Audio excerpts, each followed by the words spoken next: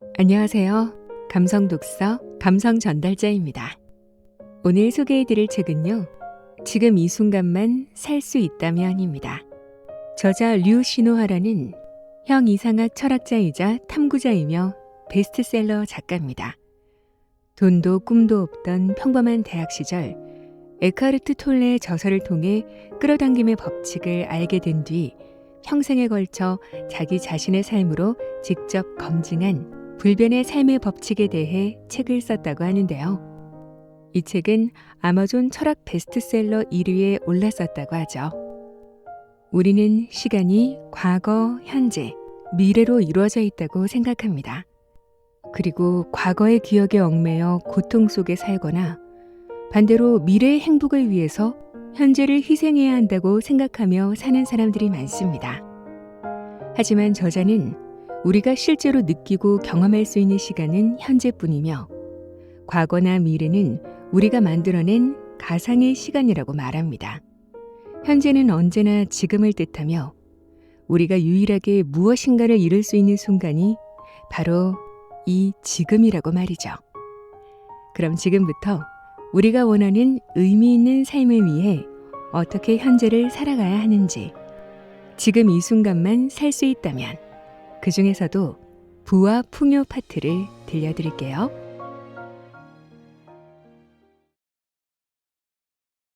부와 풍요. 제목은 부와 풍요이지만 이 장에서 우리는 행복에 대해 살펴볼 것이다. 행복이 무엇인지 알아보고 어떻게 하면 더 행복할 수 있을지 알아보자. 돈과 부는 행복의 도구이자 장애물이다. 많은 사람이 돈에 대해 좋지 않은 믿음을 갖고 있다. 균형을 잃은 태도를 보인다는 뜻이다. 따라서 우주의 힘은 우리에게 균형을 되찾아 주기 위해 할 일을 할 수밖에 없다. 우주는 대개 우리를 전보다 더 비참한 상태에 빠뜨리면서 평형을 되찾아 주려 한다. 이런 일이 일어나면 우리는 흔히 자신이 잘못된 생각을 했음을 깨닫기보다 우리가 생각하는 대상, 돈을 비난한다.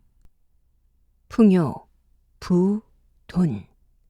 당신이 뭐라고 부르든 이것들은 단지 당신 생각의 내용과 방식이 실현된 것일 뿐이다. 왜 그런지 좀 더 깊이 알아보자. 돈과 부는 다르다. 나쁜 소식부터 먼저 말해주는 게 좋을 것 같다. 당신이 돈이 행복을 가져다 줄 거라고 믿고 있다면 말이다. 돈은 절대로 행복을 불러오지 못한다. 이는 앞으로도 마찬가지일 것이다. 하지만 이 말을 돈이 어떤 상황에서도 행복을 주지 못한다는 뜻으로 받아들이는 사람이 많다. 이는 틀린 말이며 이 또한 불균형한 시각이다. 이런 상황을 생각해보자. 당신은 아주 더운 야외에 있다. 당신은 아이스크림으로 더위를 식히고 싶다. 그것도 간절히. 그런데 아무리 봐도 아이스크림 가게도 트럭도 보이지 않는다. 땀이 뻘뻘 난다. 정말 덥고 습한 날씨다. 억지로 한 걸음씩 걸을 때마다 햇살이 당신 뒷목에 구멍이라도 낼 기세다. 당신은 아이스크림 생각뿐이다. 바로 그때 아이스크림 트럭이 보인다. 당신은 곧장 그곳으로 가서 가장 좋아하는 맛의 아이스크림을 제일 큰 걸로 주문한다. 6스쿱 정도라고 하자. 아이스크림 아저씨가 당신 컵에 한 스쿱 한 스쿱 아이스크림을 떠주고 당신은 탐욕스러운 눈으로 그것을 보다가 돈을 내기도 전에 아이스크림을 허겁지겁 먹기 시작한다. 당신은 바로 여기가 천국이라고 생각한다. 첫 입은 너무 멋졌다. 두 번째 입도 매우 맛있었다. 하지만 첫 입만큼은 아니었다. 그러다 덩어리가 하나 남았을 즈음 당신은 이제 아이스크림은 쳐다도 보기 싫어진다. 이미 너무 많이 먹어서 갈망이 사라져버린 것이다. 몇 분 전만 해도 너무 먹고 싶은 나머지 아이스크림 6덩어리를 위해서라면 무슨 일이든 할 수 있을 것 같았는데 지금은 나머지 한 덩어리를 거리낌 없이 버린다. 이는 모든 욕망에 영향을 주는 수학 체감의 법칙 때문이다. 우리는 일단 갖게 된 것의 가치는 낮게 본다. 그것을 버리려고까지는 하지 않지만 더 이상 크게 마음을 주지는 않는다.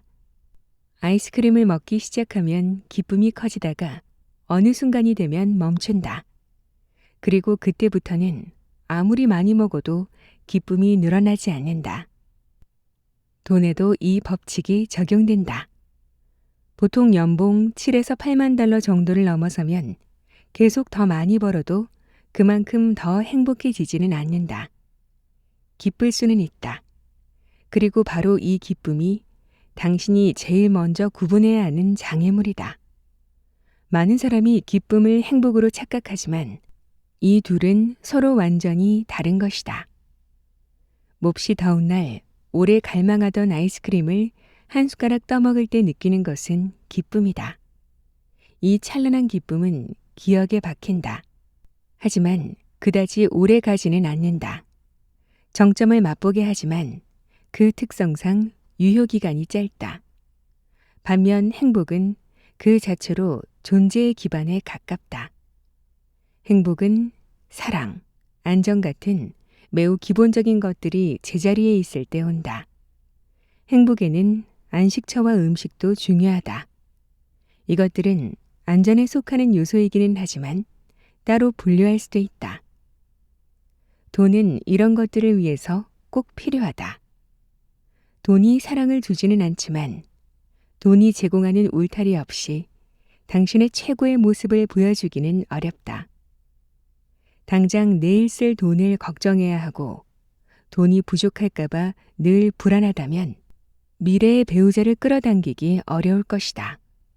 그러므로 돈이 어느 선까지는 꼭 필요하다. 돈은 안전과 음식을 제공하는 등 기본적인 생존에 꼭 필요하다. 돈은 나쁜 게 아니고 악마는 더더욱 아니다. 돈은 그냥 돈이다. 아이스크림이 그냥 아이스크림이듯이 말이다. 돈을 어떻게 해석하느냐는 당신의 상태에 달려 있다. 균형 잡힌 상태일수록 모든 것을 더 제대로 해석하기 마련이다. 기쁨을 행복으로 착각하는 사람들은 돈이 주는 편안함과 돈 덕분에 불안감이 해소되는 경험을 한 번 하고 난 뒤 돈만 있으면 더 행복해질 거라 생각하고 돈을 좇기 시작한다. 하지만 이들은 사실 기쁨을 좇는 것이다. 그렇다면 이들이 절대 행복을 발견하지 못하는 것도 놀랄 일은 아닐 것이다. 행복은 사실 아주 단순한 것 하나에 달렸다. 바로 당신의 생각이다. 당신은 대부분의 시간 동안 무슨 생각을 하는가? 당신이 주로 하는 생각을 보면 당신이 행복한 정도를 알 수 있다. 더 구체적으로 말하자면 당신의 사고방식이 기본적인 행복 수준을 결정한다. 우주가 주는 것보다 가져가는 것이 더 많다고 생각하는가? 무언가를 갖는 순간 곧 사라질 것 같은가? 기본적으로 결핍이 깔린 사고방식을 갖고 있다면 스스로 결핍된 현실을 만들어 그런 믿음을 다시금 더욱 확신하게 될 것이다. 그렇게 자기만의 진실을 스스로 만들어가게 된다. 행복은 풍요로운 사고방식을 좋아한다. 그래서 행복은 우리 스스로 풍요로움을 창조할 때 온다. 일단 기본적인 것들이 충족되면 행복은 시간을 어떻게 쓰느냐에 따라 더해지기도 하고 덜해지기도 한다. 당신의 진짜 목표는 무엇인가? 당신은 그 목표에 얼마나 맞는 삶을 살고 있는가? 목표를 향해 가며 그 길에서 자신이 나아가고 있음을 느끼는 것. 이것이 풍요를 떠받치는 진정한 기둥 중 하나이다. 돈과 부도 기쁨과 행복의 관계와 비슷하다.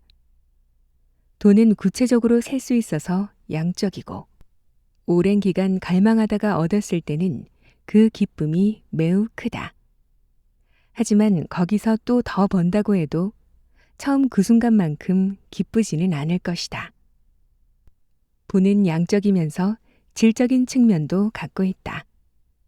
기쁨과 행복을 비롯해 살면서 경험할 수 있는 긍정적인 감정들은 모두 부를 나타내는 지표들이다. 이것들은 셀 수 없고 느낄 수만 있다.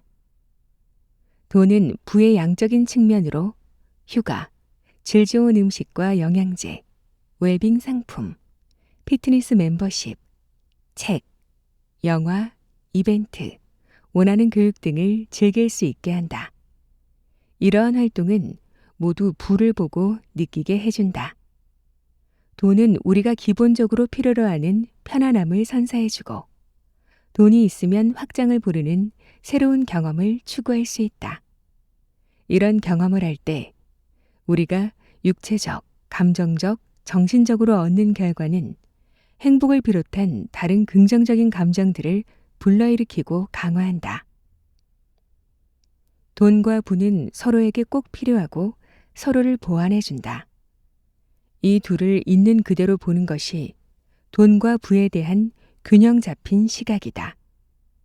돈과 부를 같은 것으로 생각하면 인생에 엄청난 불균형을 일으키게 되고, 그러면 돈이 불행의 원천이 되어 돈이 사라지게 된다.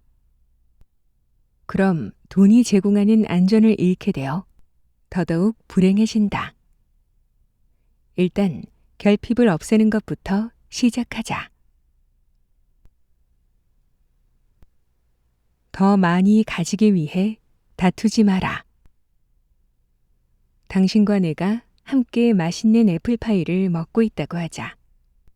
둘 다 애플파이를 너무 좋아해서 수학 체감의 법칙을 경험하려면 아직 한참 멀었는데 어느새 애플파이가 한 조각밖에 남지 않았다. 우리 둘 다 그 남은 조각을 꼭 먹고 싶다.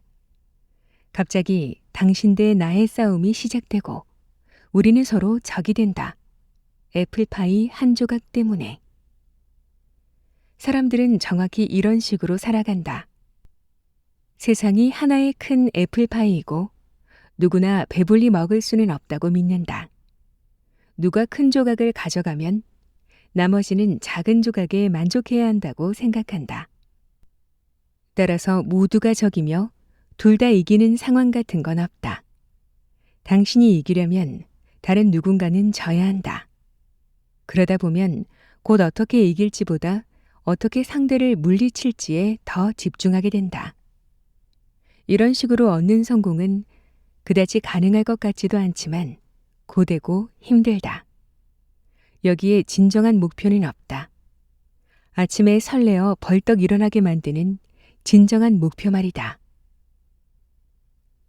누군가를 이겼다는 처음의 스릴이 사라지고 나면 더 이상의 열정은 없어진다. 인생은 그저 재미없고 스트레스 가득한 다툼의 연속이다. 이것을 세상을 있는 그대로 보는 부의 사고방식과 비교해보자. 부의 사고방식에서 세상을 하나의 거대한 파이라고 보는 것은 그 자체로 오류이다. 우리가 세상의 공동 창조자이고 상상하는 대로 인생을 계획할 수 있다면 논리적으로 봤을 때 우리에게 주어진 것에는 애초부터 한계가 없다는 뜻이 아니겠는가. 세상이 거대한 파이라는 말도 안 되는 말을 믿을 사람은 세상의 자원이 한정되어 있다고 믿는 사람뿐일 것이다. 더 풍족한 삶을 살고 싶다면 그냥 원하는 것을 만들면 된다. 당신에게 그런 삶을 창조할 능력이 있음을 믿어라. 이것이 부의 사고방식을 갖추기 위한 첫걸음이다. 어렸을 때 우리는 부족함 속에서 자랐다. 대부분의 사람과 비슷하다면 당신도 땅을 판다고 돈이 나오지 않는다라는 말을 듣고 자랐을 것이다. 그리고 학교에서 1등을 하려면 다른 누군가는 2등도 꼴찌도 해야 한다고 배웠을 것이다. 경쟁은 어느 정도 도움이 될 수 있다. 하지만 현재 우리의 교육 제도는 원래의 의도와 다르게 서로 죽도록 경쟁해야 하는 전쟁터로 바뀌었다. 풍요의 사고방식을 선택할 때 더 풍요로워진다는 점이 풍요의 아름다움이다. 우리는 우리가 가장 집중해서 생각하는 것을 이루게 되어 있다. 결핍에 집중하면 계속 결핍의 악순환에 빠져 살아야 한다. 풍요에 집중하고 어떻게 당신만의 기회를 만들어낼지에 집중하라. 그럼 더 풍요로워지고 더 많은 기회를 얻게 될 것이다.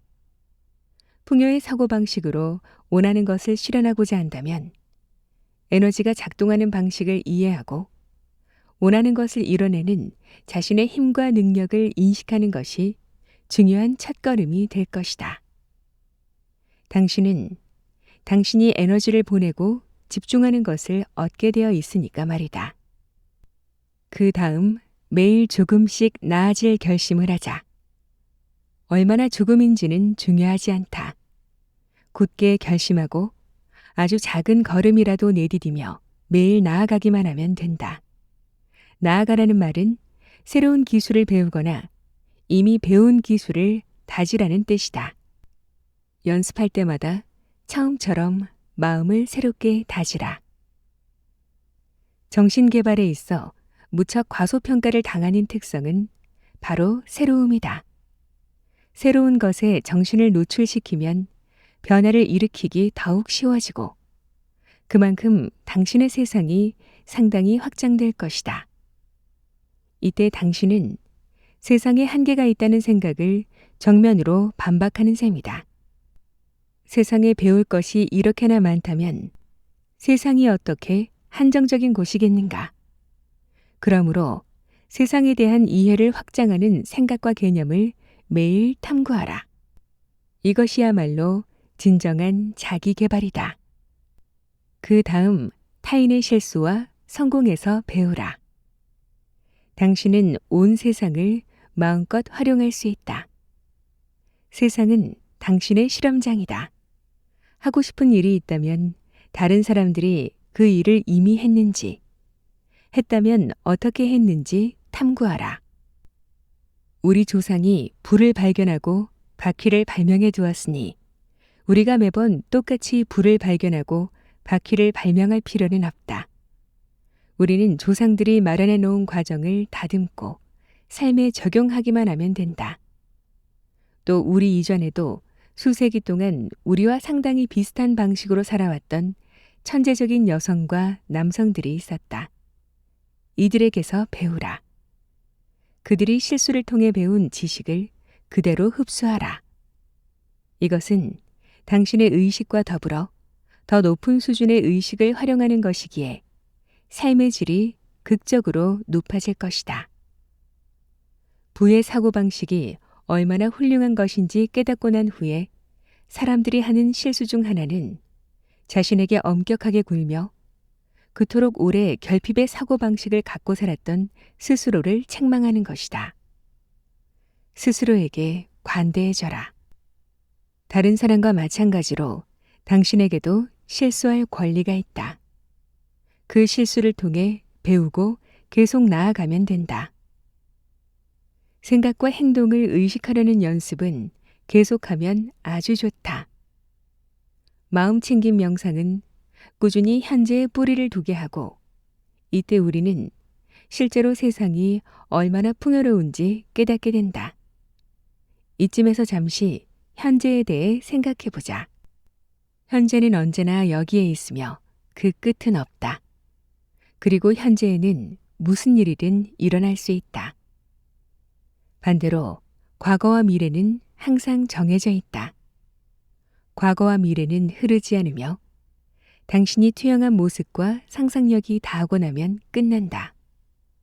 그러므로 과거와 미래에는 한계가 있다. 지나치게 많은 시나리오만 있을 뿐 가능성은 없다. 반면 현재는 당신과 나를 초월한 훨씬 더 큰 힘에 의존한다. 여기서는 가능성이 끝없이 펼쳐진다. 이것이 풍요가 아니면 무엇이겠는가? 마지막으로 부의 사고방식을 개발하는 가장 효과적인 방법은 감사와 베푸임이다. 이 두 가지는 다른 어떤 것보다도 부의 사고방식과 행복을 강력하게 보장한다. 바로 주는 만큼 받는다라는 간단한 원칙 때문이다. 이 환상적인 현상에 대해 좀 더 알아보자. 부를 대하는 마음가짐. 불교는 언제나 베풀림의 중요성을 강조해왔다. 주변 사회를 둘러보면 가장 행복한 사람은 대개 받은 만큼 사회에 돌려주는 사람이다. 그런데 베풀림의 이유가 옳지 않은 경우에는 위험할 수 있다. 올바른 의도가 아니라 자아의 허영을 채우기 위해 봉사를 하는 사람이 너무 많다. 베풀림은 다른 어떤 것보다도 우리의 정신을 풍요롭게 한다. 누구에게 무언가를 줄 여유가 있음을 느끼는 순간 우리 정신은 풍요로워진다. 풍요로워진다는 것은 번창한다는 뜻이다. 당신이 현재 어떤 문제를 갖고 있든 혹은 갖고 있다고 생각하든 당신에게는 언제나 타인의 삶을 도울 여유가 있다. 불교에 따르면 베풀 가치가 없는 사람보다 그럴 가치가 있는 사람에게 베풀 때 베풀매 행위는 더 강력한 효과를 발휘한다. 이 말은 절대 사회의 극빈층을 도울 필요가 없다는 뜻이 아니다. 누가 도움을 받을 자격이 있는지에 대한 결정은 온전히 개인의 선택이며 타인에게 무언가를 베푸는 동기는 반드시 자신이 가진 것에 대한 감사함, 타인에게 축복이 될 수 있다는 데서 오는 기쁨, 혹은 불행하게 살고 있는 타인을 도울 수 있음에 대한 기쁨이어야 한다. 베풀매 물질적인 목적이 있어서는 안 된다. 감사는 꼭 해야 하는 중요한 연습이고 그야말로 당신이 선택할 수 있는 가장 긍정적인 마음의 태도이다. 갖지 못한 것이 아니라 가진 것을 보고 그것에 감사하면 당신은 풍요로운 세상을 더 풍요롭게 만들 수 있다. 인간 문명이 현재 풍요의 정점에 있음은 부인할 수 없는 사실이다. 우리는 지금만큼 오래 살았던 적도, 지금만큼 안락한 삶을 살았던 적도, 지금만큼 기술의 발달을 누린 적도 없었다. 그런데 우리는 지금 그 어느 때보다 불행하다. 이는 우리가 더 이상 감사하지 않기 때문이다. 어느 때보다도 가진 것이 많지만 우리는 결핍이나 정치적인 계산에만 온 신경을 집중한다. 결국 중요한 것은 인생에서 무엇을 원하느냐는 질문이다. 긍정적인 에너지와 감사의 마음을 주위에 퍼뜨려라. 그러면 공명의 법칙으로 인해 10배는 더 돌려받을 것이다. 항상 마음을 고요히 가다듬고 이미 가진 것을 보라. 이미 가진 것을 보라는 말은 인생에 수많은 문제가 있더라도 긍정적인 것에 집중하라는 뜻이다. 그럼 곧 모든 문제에 대한 해결책이 보일 것이다. 그리고 인생이 긍정적인 방향으로 나아가기 시작할 것이다. 남들에게 전혀 베풀지 않고 있는가? 그러지 말고 베풀 수 있는 것을 베풀어라. 보답은 바라지 마라. 베풀 때 드는 기분 좋은 느낌에 집중하라. 그 느낌을 원해야 한다. 베풀 이유를 찾고 싶다면 앞서 말한 순간적인 쾌감과 진정한 행복 사이의 차이점을 기억하기 바란다. 이 장에서 설명하고자 했던 연습들은 이제 모두 다루었지만 이쯤에서 당신을 위해 요약을 해보겠다. 간단히 말해 이미 가진 것에 집중하며 감사하고 더 갖고 싶은 것, 즉 부는 다른 사람들에게 더 주면 된다. 이 간단한 연습을 통해 원하는 것을 이미 갖고 있다고 믿도록 사고방식을 다시 설계할 수 있다. 그리고 이때 당신 내면의 현실과 발을 맞추기 위해 외부의 현실이 변하기 시작할 것이다. 이제 당신에게 없는 것은 더 이상 생각하지 말고 이미 세상에 존재하는 모든 가능성에 대해 생각하라. 당신 인생에서 무언가 멋진 일이 일어날 가능성 말이다.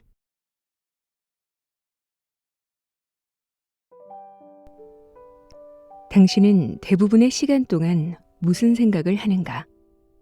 당신이 주로 하는 생각을 보면 당신이 행복한 정도를 알 수 있다. 더 구체적으로 말하자면 당신의 사고방식이 기본적인 행복 수준을 결정한다. 행복은 풍요로운 사고방식을 좋아한다. 그래서 행복은 우리 스스로 풍요로움을 창조할 때 온다. 일단 기본적인 것들이 충족되면 행복은 시간을 어떻게 쓰느냐에 따라 더해지기도 하고 덜해지기도 한다. 당신의 진짜 목표는 무엇인가? 당신은 그 목표에 맞는 삶을 살고 있는가? 저는 이 부분이 마음에 와닿더라고요. 우리가 주로 하는 생각이 우리의 행복 수준을 결정한다는 겁니다. 우리가 결핍을 느끼고 갈망할수록 더욱 결핍된 현실을 만들어낼 거라는 거죠. 부의 사고방식을 가지기 위해서 감사하고 베풀림을 실천하면서 좀 더 풍요롭고 행복한 삶에 다가가 보면 좋을 것 같아요. 이미 가진 것에 집중하고 감사하고 많이 나누며 살다 보면 자연스레 우리의 사고방식도 바뀌게 되고 그리고 이때부터 우리의 현실도 바뀌기 시작할 겁니다. 저자는 말합니다. 세상이 만들어주는 기적에 눈을 뜨고 세상이 어떤 선물을 주는지 지켜보라. 당신에게 원하는 삶을 만들어내는 능력이 있음을 깨닫고 삶의 통제력을 찾아라. 바로 지금. 결국 당신이 가진 것은 바로 지금 이 순간 뿐이니까. 오늘도 끝까지 함께해 주셔서 감사합니다. 그럼 저는 또 좋은 책으로 찾아뵐게요.